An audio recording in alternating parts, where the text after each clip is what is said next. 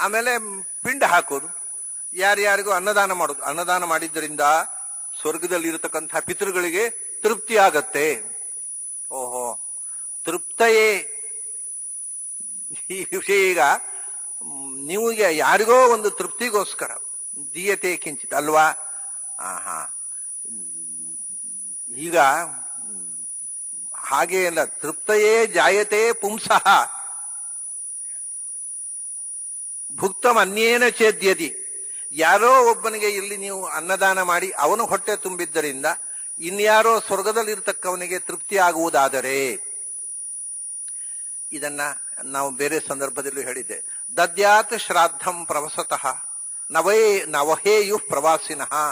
ಹಾಗಾದ್ರೆ ಪರವೂರಿನಲ್ಲಿರುವವರಿಗೆ, ಪರಲೋಕದಲ್ಲಿರುವವರಿಗೆ ಮಾತ್ರ ಯಾಕೆ, ಪರವೂರಿನಲ್ಲಿರುವವರಿಗೂ ಪಿಂಡ ಹಾಕಿ.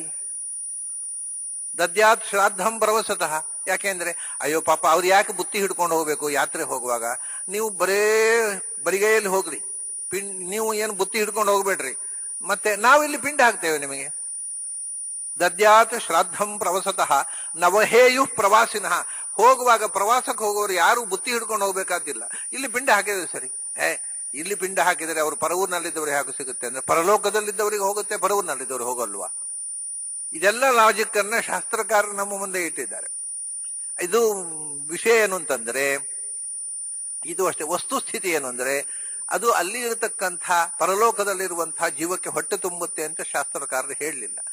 ಇಲ್ಲಿ ಪಿಂಡ ಹಾಕುವುದು ಅವರ ಹೊಟ್ಟೆ ತುಂಬಲಿಕ್ಕೋಸ್ಕರವೂ ಅಲ್ಲ.